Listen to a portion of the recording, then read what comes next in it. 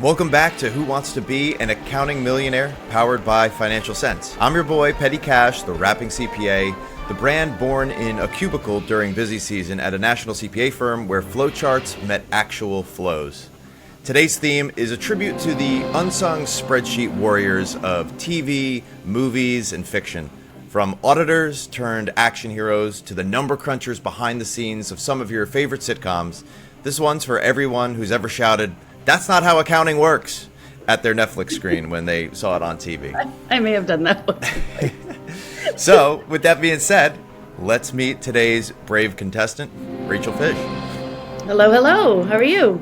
Good. Happy to have you here on the show. This is a really exciting episode, I think, for everybody, and I think a lot of people at home are going to enjoy playing along because this is a lot of your movie and TV trivia style, trivia. And so this is going to be an interesting game show where we're really going to focus on accounting characters who have made their way onto the big screen. So let's just, start off, of course, getting to know you. So I know you said you're from Toronto, so let's get a little introduction on you, your role, where you work, what you do. Sure. Toronto area. So usually when I'm talking to Americans, I say Toronto because, of course, all Canadians are from Toronto. I am currently a partner at the DT Group. So we are a Canadian office of a UK firm, introducing the world of franchise accounting to Canada. And actually, I'm still looking for my day job for my full-time gig. So, yeah. Wow. Okay, cool. So have you participated in any sort of CPA community stuff that happens, south of the border, or is those two totally different realms? So yes, lots. Of course, Canadians go to all the US events and things like that, because if they were to have conferences just in Canada for Canadians, they probably wouldn't be very well attended in some cases. And so to go to all the good conferences with all the good vendors and sponsors and stuff like that, yeah, we certainly go down to the US. Plus, Canada is kind of like the gateway to North America, especially for like businesses from Australia and the UK wanting to expand to North America. And so Canada is a great place to land before they expand into the US. So yeah, Right. lots of friends and peers and industry folk familiar and friends with as well. Yeah. Very cool. So early on in the career, before you got into this point, like where did the accounting journey start for you? Oh gosh. So it started way back in the day. Honestly, like when all my friends in high school were doing like retail jobs at the mall, I was doing like data entry and working in accounting departments, helping them with filing. Like, yeah, I was that nerd. So yeah, it's been a long time. Since then I've been in accounting firms, including owning my own. I've also had some time at Deloitte, and in technology firms like Sage and Dext. Oh, very cool. So getting into today's episode, which is accounting pop culture, right? Yes. Who's the most famous person you've ever met? Kenny Chesney. Nice. And do you have like a favorite TV show or favorite movie that really stands out to you? For a movie, it's Princess Bride. There are no accountants in Princess Bride, but it's certainly a movie that I can quote, beginning to end and backwards. Show. Oh gosh, what were we just watching? We just finished The Pit. Okay. Yeah. That's one I'm sure a lot of medical professionals have a lot of, screen yelling as well about, oh, that's legit Yes. or oh, that's not legit. Also no accountants. However, there is, of course, the woman who comes down from, the office to like tell everybody to, how much to charge and, and she's very hated, of course, completely disconnected from the medical world. So yeah, no accountants in that either, really. But this is why I love this topic, is that we can seem like we're talking about accountants. We are two accountants or former accountants, and yet it actually has nothing to do with accounting. So that's my little trick, is how to be involved in the accounting industry without actually knowing accounting. It's a cool way. I mean, I might build my whole entire career off of weaving these two universes together. So with that being said, let's get into the rules of the game and how exactly it is going to work. So, you're going to answer 10 questions. That's going to happen no matter what. But as we continue, the questions are going to get progressively more difficult. So we'll start off easy. It'll get to medium. Sometimes people say they get to the mediums and they say, I don't know, that's kind of like extremely difficult. But, we'll see. It all depends on, if sometimes a movie is one that you just happen to see, and sometimes it's one that everybody's seen and then you just happen to not see it. So we'll see how that goes, but the prize money will increase as we continue to go. So $10, $20, $30, up all the way up to getting to $1,000, because as accountants we use 3 zeros, right, on our financials. So 1,000 is essentially the equivalent to $1 million. Okay. If you get a question wrong, you will have a safety net. So when you get to the third question, you will have passed the first safety net, which means no matter what happens from that point on, you will go back to that amount should you get it wrong. So there are cool incentives to get to certain points in the progression before deciding to walk away. I'm feeling a bit of pressure now. Like, this is like, I could leave with 0? What? Okay. I think the goal is that you get to one of these safety points, you're locked in at that, and then of course from that point on, if for some reason you do get a question wrong, then you will go back down to that safety net amount, and then each question moving forward will be worth a flat $10. That way, you could just earn yourself additional cups of coffee along the way as you keep going. Okay.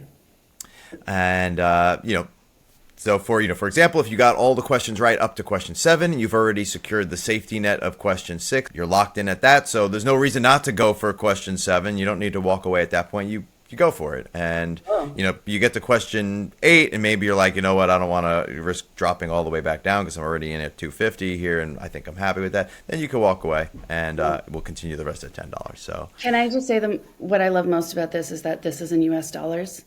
So this is like a lot of Canadian money. That's we love that. I love a good international exchange there. So one of the things that you'll also have to help you out is you'll have 3 lifelines, because that's how we do Who Wants to Be an Accountant Millionaire. So you have 3 options, which are going to be switch the question, which is where you can get the question, just entirely get rid of it. You're going to get a brand new one put in.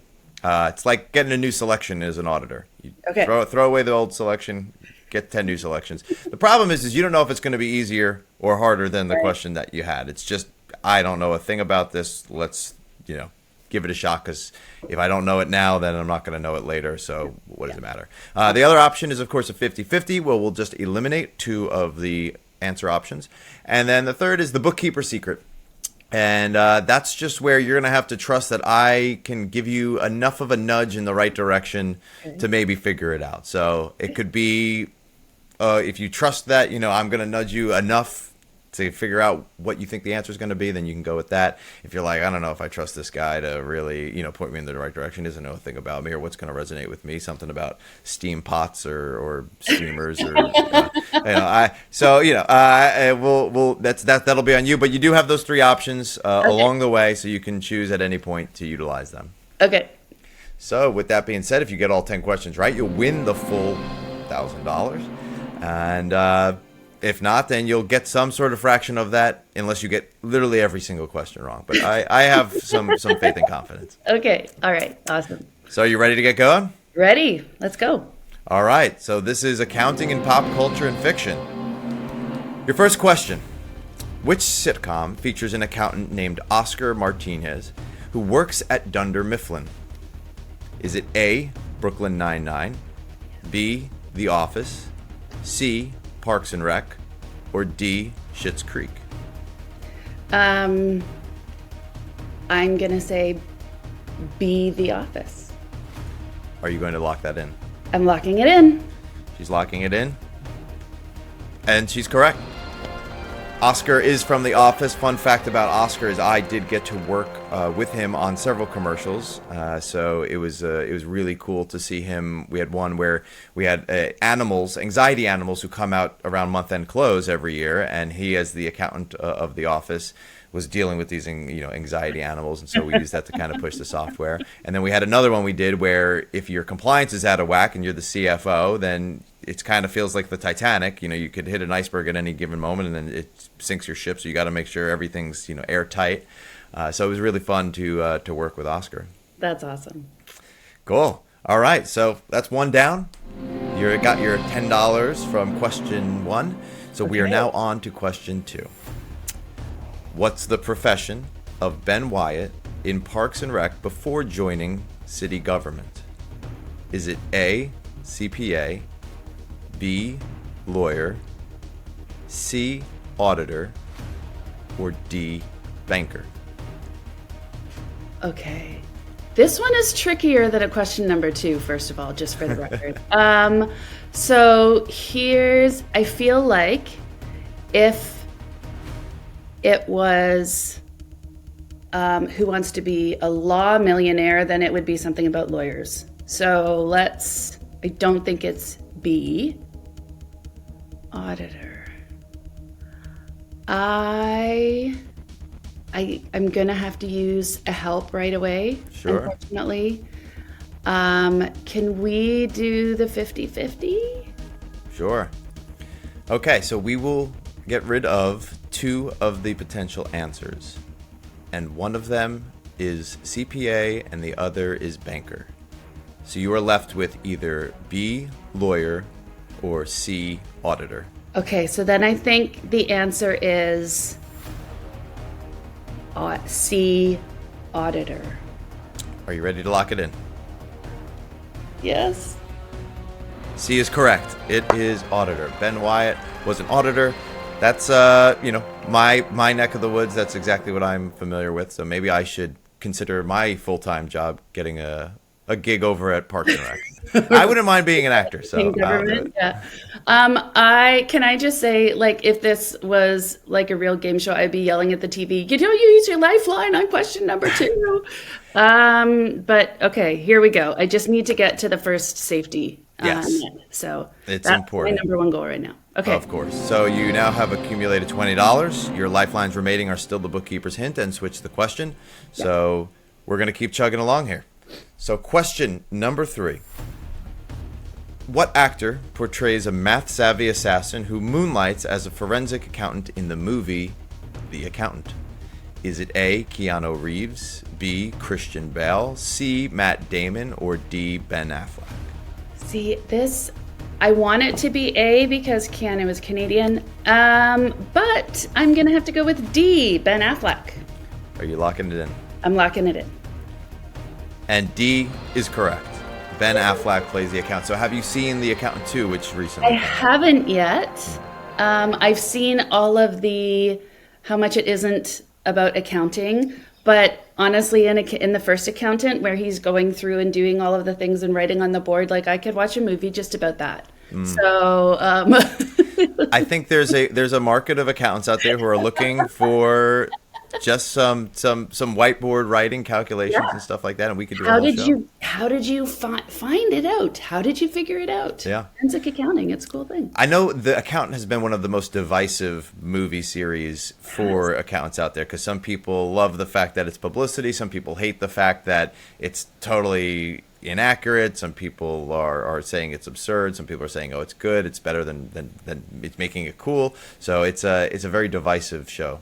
I didn't know that. Absurd is not a bad thing to me. So, yeah. I have actually not seen either of them. So I will say something. If I was selecting whether I was going to do accounting, pop culture, and fiction, I would not have chosen this for my episode of Who Wants to Be Accountant Millionaire.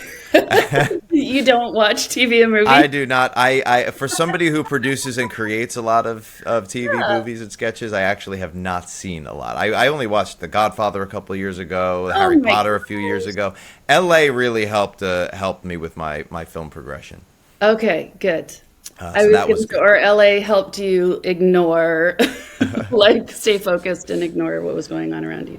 So you now have earned $30. You've passed your first safety net, so that no matter what, you're walking away with at least $30. That's like $100 Canadian. That's amazing. Which is big. We're loving that exchange rate right now. You still have your 2 lifelines remaining, bookkeeper's hint, and switch the question. So let's move on to question 4. Sure.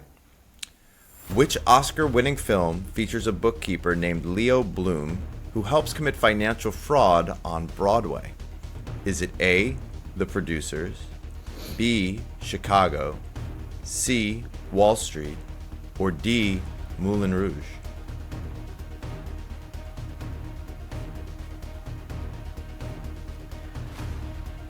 I think I know this one. Oscar-winning film. I think it's A, The Producers. Are you ready to lock it in? Yes? And the answer is A, The Producers. This is a film that a mentor of mine actually said I had to see. I absolutely had to watch it when I told him I had gotten a job as a producer out in Los Angeles. So he said, Yeah. you have to go watch this because the guy's an accountant. And they figure out that if you fundraise the money and then the movie flops, you just get to Right. keep all the remaining funds. You Right. don't have to pay anybody back for Right. any Just- of the Well, equity. because they just write it off, right? Yeah. They just, Write it off. yeah. It's magic that easy. Goes away. So congratulations, you've now doubled your money. That was a big cliff after that first safety net. You've now earned $60. Yeah. So soon you'll own the entire city of Toronto. Amazing. And Amazing. and we're chugging along right here too. So just from a context standpoint, what's your connection with Financial Sense? Is that something that you've personally seen in your practice? Is it just people who have been part of your network? So honestly, I just love Tosin and the crew over at Financial Sense. Just getting to know them in different conferences. Of course, Kelly Parks is a great advocate of theirs. We've also done some webinars together when I was at Dexton Financial Sense. So yeah, it's just being out and in the industry and super excited to that they thought of me to have me back on something like this. Cool.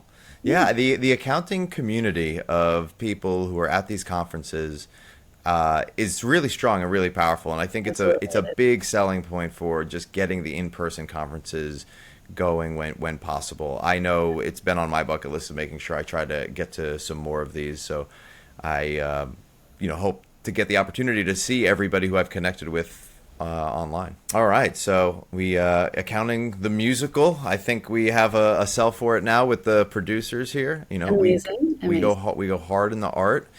The next question will now get you up to $120. So this is a big step here, which is going to be question number 5. Okay. Which accounting firm is referenced in the opening scene of The Wolf of Wall Street as where Jordan Belfort got his start? Is it A, Deloitte, B, Arthur Andersen, C, Rothschild & Co., or D, Rothschild, Stearns & Co.? These are the details, I think, throughout these movies that a lot of the times accountants just have that. There's always just a little nudge to it. It's a completely throwaway line, right? Yep. I'm going to need a lifeline. You have your bookkeeper's hint and you have your switch the question. So here's the problem with that. I don't know anything about Rothschild & Co. or Rothschild Stearns & Co. So the bookkeeper's hint will only help me. I'm going to go with bookkeeper's hint. So at the time when The Wolf of Wall Street was wolfing around Wall Street back in the 80s, some of the firms weren't always necessarily the same firms that they are now. I would not have put this on my big accounting firms list, because I think if it was a big enough accounting firm name that somebody hadn't heard of, people would remember, okay, this is one of the names that I'm familiar with. So I feel like that's not helpful. I would say that it's not one of the firms that you would probably know. I'm gonna go with Rothschilds & Co. Are you gonna lock that in? Yes.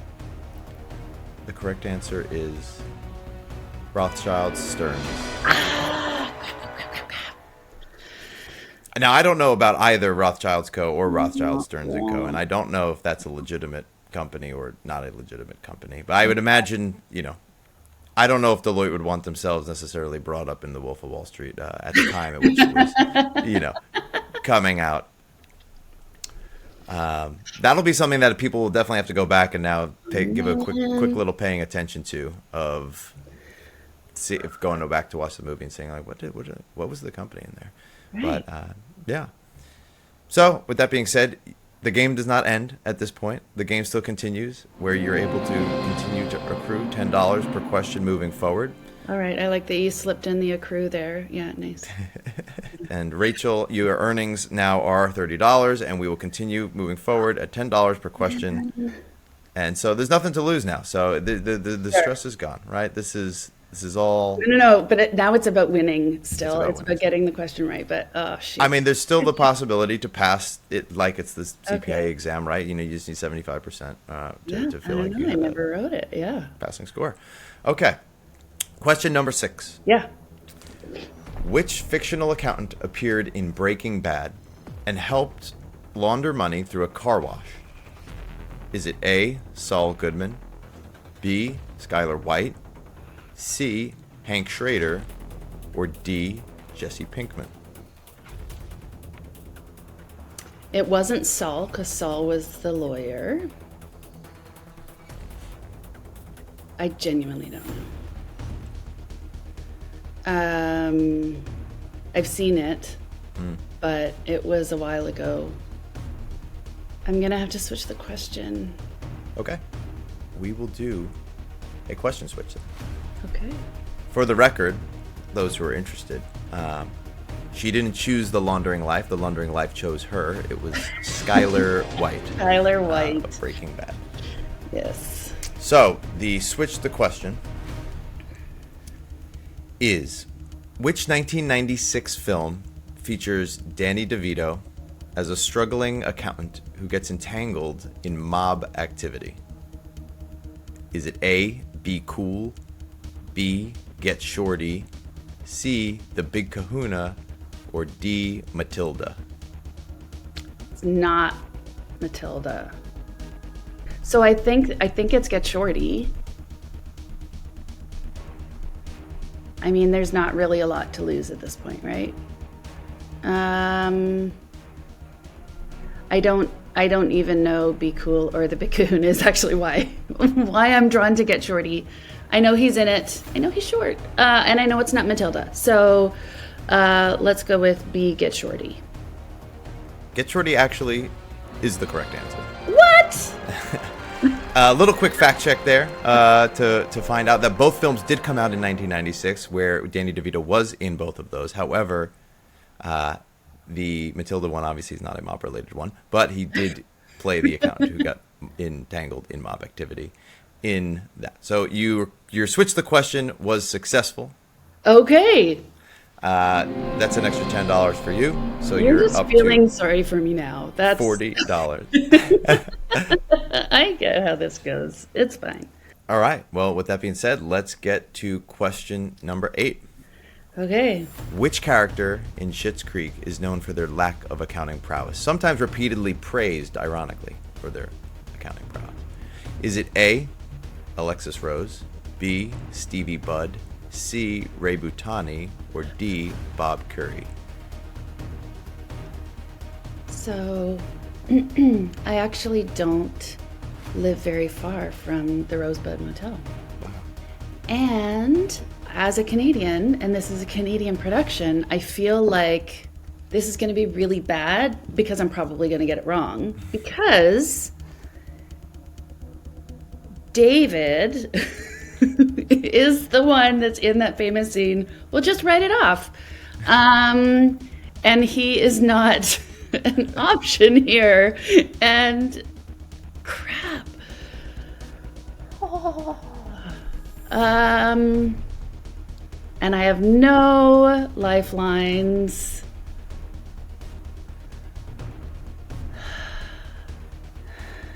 You know, sometimes the characters on Hollywood, like they are ironically oblivious to their own financial situations. Yes, and I feel like Alexis Rose, completely oblivious to her own financial situation. Perhaps the whole family.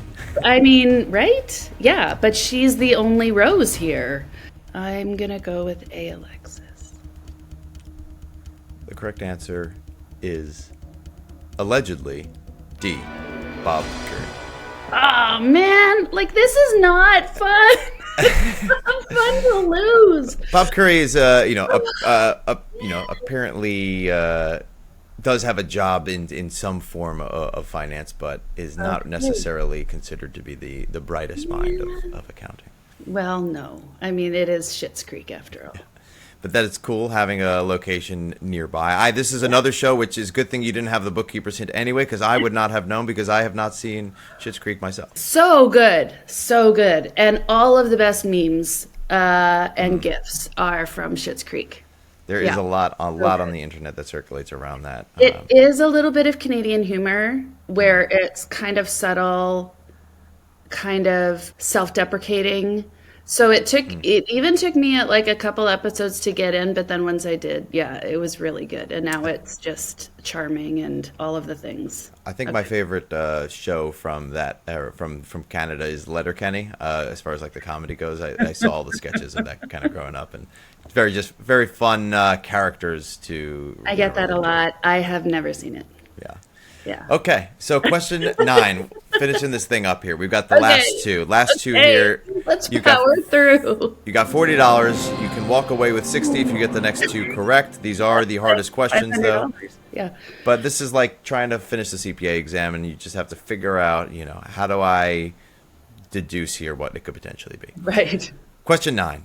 In the movie Ghostbusters, which member of the team is a former accountant? Is it A, Peter Venkman, B, Winston Zeddemore, C, Egon Spengler, or D, Louis Tully? So I think I actually know this one, and I think,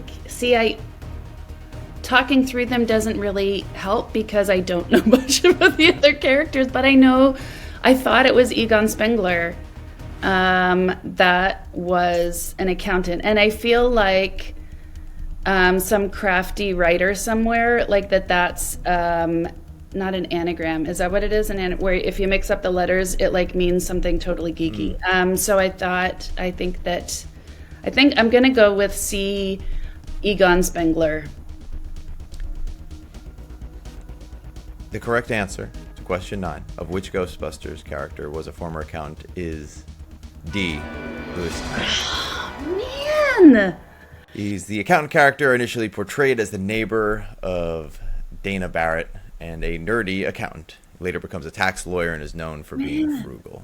And here I was like, oh yeah, pop culture, I'm going to totally get this. It was a good way of deducing, seeing if those letters would perhaps rearrange themselves into something. I am supportive of the clever things like that there. But yeah, before he was busting ghosts, he was busting deductions. Right. All right.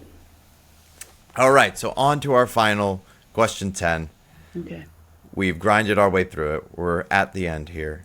This is the chance to make it a clean $50 exit. Crawling to the finish, beaten, battered, torn. Sounds like accountants after busy season. There you go. Which satirical animated series featured an accountant named Norm who calculated the economic value of human lives? Is it A, The Simpsons, B, Futurama, C, South Park, or D, BoJack Horseman? I haven't watched any of these. This is terrible. So fun fact, my daughter is actually in film school. And so I think I'm going to need her to make a movie about accountants. She does much more interesting things. But I feel like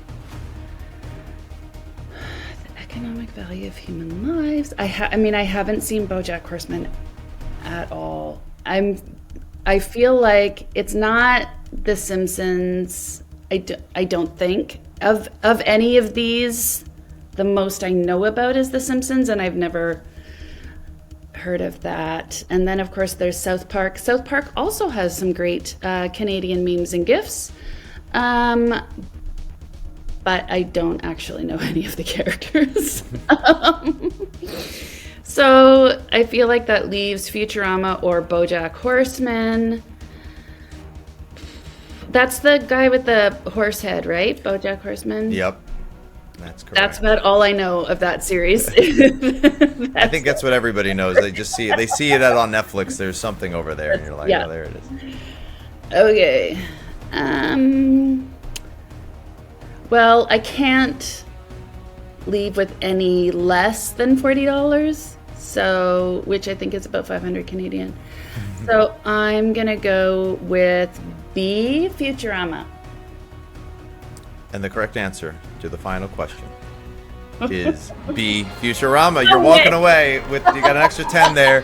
You'll be walking away with $50, and we're leaving on a high note. Oh my gosh, that's like 1,000 Canadian dollars. That's Right? amazing. It feels, nothing feels better than, kind of finishing it up with a win.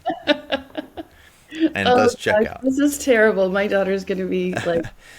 Well, so here's the thing that accountants can do, and this is one of the things I've thought about doing, and I know a lot of friends have done, is they've created a list of all the shows and movies that they need to watch, and then they have an Excel spreadsheet where they've categorized, they've rated it, what's the mood for when to watch it, how long you have your Yeah. under 2 hours or over 2 hours. Clearly, that's something that I should have done in preparation. Yeah. I think that would be a cool thing, and I think a lot of people would value it as well.